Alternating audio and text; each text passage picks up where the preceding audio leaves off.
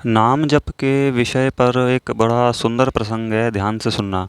देखो, आजकल ऐसा कोई एक आध ही लाखों करोड़ों में कोई एक ही महापुरुष, कोई ऐसा संत विरला होगा जिसका मन अपने खुद के वश में है, जो मन के वशीभूत नहीं है। वरना आजकल ऐसा कौन है कि जिसके वश में मन हो। मन हमारा हमें ऐसा माया में फंसाता है और हमसे ऐसे गलत आचरण करवा लेता है कि हम परेशान हो जाते हैं और फिर बाद में हमको दुख भोगना पड़ता है। तो बड़ा सुंदर कथा प्रसंग है, ध्यान से सुनना और समझना।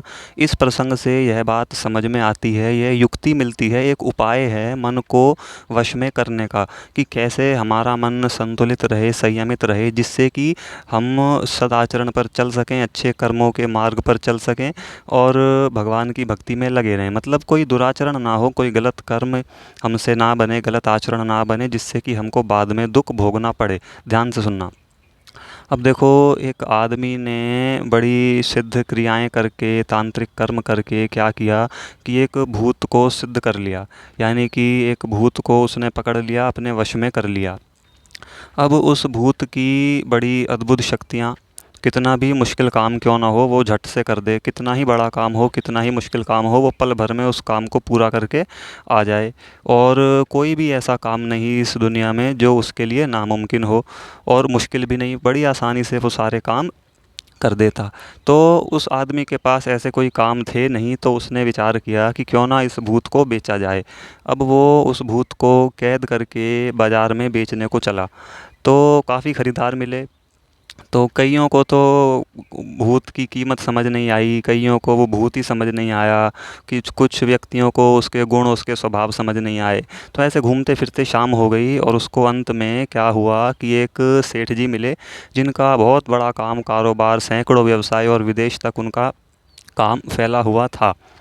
तो उस व्यक्ति ने उन सेठ जी को बात बताई कि जी मेरे पास एक भूत है, आपका जितने भी काम हो ये पल भर में कर देगा, झट से पूरे कर देगा, आप खरीदना चाहो तो खरीद लो। अब क्योंकि सुबह से शाम हो गई थी, तो उस भूत बेचने वाले ने भी उस भूत की कीमत कम बताई। तो जैसे तैसे जो भी बताई हो, तो उस सेठ को भी ये बात समझ में आ गई। सेठ बड़ा खुश हो गया कि भैया मुझे तो ऐसे काम करने वाला चाहिए ही था। इंसान कितने ही काम कर लेंगे, कि मेरा लाखों करोड़ों का काम धंधा है, विदेशों तक काम फैला हुआ है, सैकड़ों व्यवसाय हैं, ये है वो है, मेरे पास काम की कमी थोड़ी है।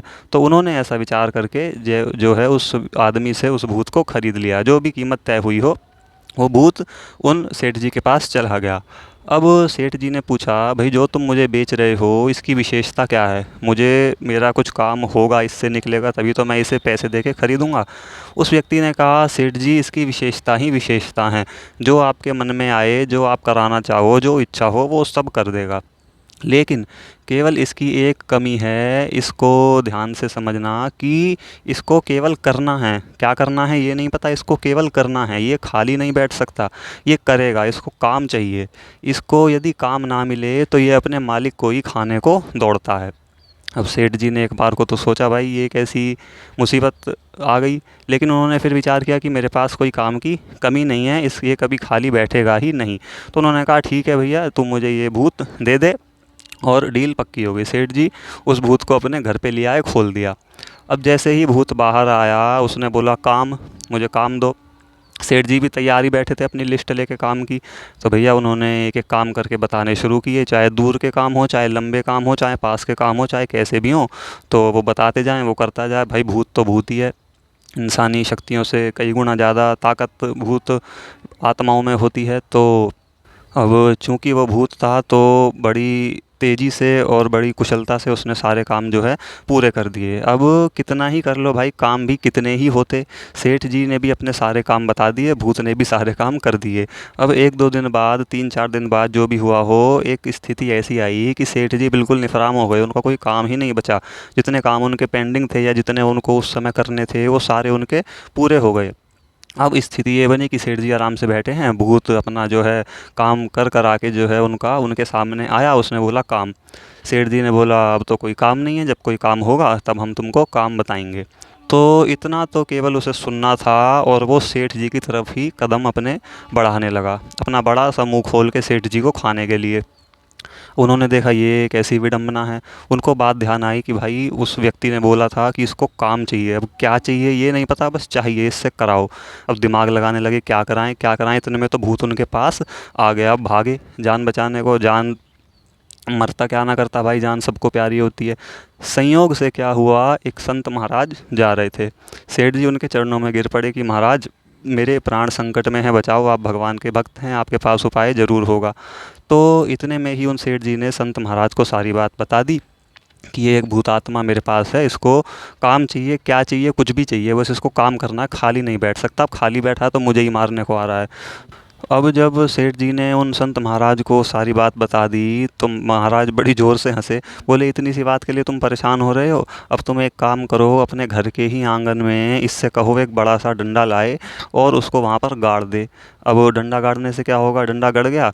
अब फिर सेठ जी से बोले कि उस भूत से बोलो कि इस डंडे पर चढ़ा उतरा करे, पहले ऊपर चढ़े फिर नीचे उतरे, फिर ऊपर चढ़े फिर नीचे उतरे। बोले इससे क्या होगा। सेठ जी बोले महाराज इससे क्या होगा। तो संत बोले कि इसको तो बस काम चाहिए ना, इसको ये नहीं पता कि क्या करना है, इसको बस करना है। तो इसको ये काम मिल गया, इसको काम बता दो, ये कि जाओ एक डंडा लेके आओ, इसको यहाँ पे गाड़ो और इस पे चढ़ो उतरो, ये काम है। वो भूत भी बड़े खुशी से करेगा और तुम्हारी जान भी बची रहेगी। जब तुम्हें कोई अपना काम हो तो इससे अपना काम करवा लेना, और नहीं तो इससे कहो इस बांस पर, इस डंडे पर चढ़ा उतरा करे। सेठ जी बड़े खुश हो गए, उनको एक उपाय मिल गया और उनके फ्री में सारे काम भी हो रहे हैं। तो उन्होंने वैसा ही किया, उस भूत को तुरंत आज्ञा करी कि जाओ एक बड़ा सा डंडा लेकर के आओ, एक बांस लेकर के आओ। और वो तुरंत लेकर के आ गया और अपने आंगन में उन्होंने उस बांस को गड़वा दिया। अब उसको काम बताया कि इस पे चढ़ो, इस पे उतरो, इस पे चढ़ो, इस पे उतरो। भूत ने सोचा कोई काम है भाई, वो भी करने लगा और करता ही रहा। जब सेठ जी को कोई अपना काम होता, वो नीचे जब आता उसको रोक लेते कि जाओ ये काम करके आओ। वो उनका काम कर आता, फिर उससे कहते इस पे चढ़ो, इस पे उतरो, इस पे चढ़ो, इस पे उतरो। तो ऐसे करके जो है सेठ जी का पूरा जीवन बड़े सुख से, आनंद से और खुशी शांति से बीता। अब यदि ये उपाय उनको ना मिलता तो आप सोचो उनकी क्या दुर्दशा थी। वो भूत उनका खुद का, जिन्होंने उसको पैसे दे करके ख़रीदा है, जो उनके काम कर रहा है, वो खुद ही उनको खाने के लिए दौड़ने लगा। तो सोचो उनकी क्या दुर्दशा होती। ये प्रसंग यहीं तक था। अब इसकी वास्तविकता ध्यान से सुनना, बड़े काम की बात है, बहुत आनंद की बात है, आपको मज़ा आएगा सुन कर के। ये मन ही हमारा वो भूत है और वो सेठ ही हम हैं। अब इस मन को, इस भूत को कुछ ना कुछ काम चाहिए, ये खाली नहीं बैठ सकता। और यदि ऐसा नहीं है तो आप अपने अपने मन में जा कर के देख लो कि कितनी ही देर, 24 घंटे में से हम कितनी देर, कितने क्षण, कितने पल इस मन को निर्विचार रख सकते हैं, इस मन को खाली बिठा सकते हैं। नहीं हो सकता। चाहे तो ऐसी बात नहीं है कि मैं कह रहा हूँ गलत ही सोचेगा, ऐसा हो सकता है अच्छा चिंतन कर रहा हो, अच्छी बात सोच रहा हो, लेकिन सोचेगा, कुछ ना कुछ चिंतन, कुछ ना कुछ मनन, कुछ ना कुछ ध्यान करेगा, कहीं ना कहीं दौड़ेगा, खाली नहीं बैठ सकता। ये मन ही हमारा भूत है। इसको नहीं पता कि क्या काम अच्छा है, कौन सा चिंतन बुरा है, कौन सा अच्छा है, कौन सा क्या है। वो हमारा शासन होना चाहिए इसको कंट्रोल करने का। अब यदि अच्छा मनन करता है तो उसका फल हमें अच्छा मिलता है, बुरा करता है तो उसको फिर हमें दुख भोगना पड़ता है। तो ये मन ही हमारा भूत है। अब हमें क्या करना है, हमें भी उस सेठ जी की तरह अपने श्री गुरु महाराज की, भगवान की, उन संत महाराज की बात सुन कर के एक जो डंडा है वो ला करके अपने हृदय में, अपने मन में गाड़ देना है। वो क्या है, नाम जप ही वो डंडा है। भगवान का नाम ही वो बांस है, वो डंडा है। तो मन से कहो कि भगवान के नाम का डंडा ला करके तुम गाड़ो। और ऊपर चढ़ना नीचे उतरना क्या है, ये सांसें ही हमारी ऊपर चढ़ना नीचे उतरना है। ऊपर चढ़ना यानी राम राम, ऐसे करके तो उस बांस पर वो मन लगा रहेगा, उसको एक काम मिल गया। अब यहाँ पर समझदारी की, सोच विचार की बात क्या है कि यदि विरक्त संन्यास धर्म है हमारा, तब तो 24 घंटे भगवान में ही वृत्ति लगनी चाहिए या होती है, कुछ भी कहो।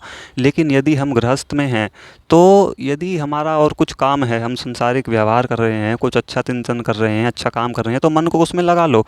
कोई ज़रूरत नहीं है 24 घंटे ही बिल्कुल ही सारे काम छोड़ करके भगवान में लगे रहो। गृहस्थ में भगवान में भी लगना पड़ता है और सांसारिक व्यवहार भी निभाने पड़ते हैं, यही भगवान की आज्ञा भी है। गृहस्थ धर्म सही ढंग से निभाना भी भगवान का भजन ही है।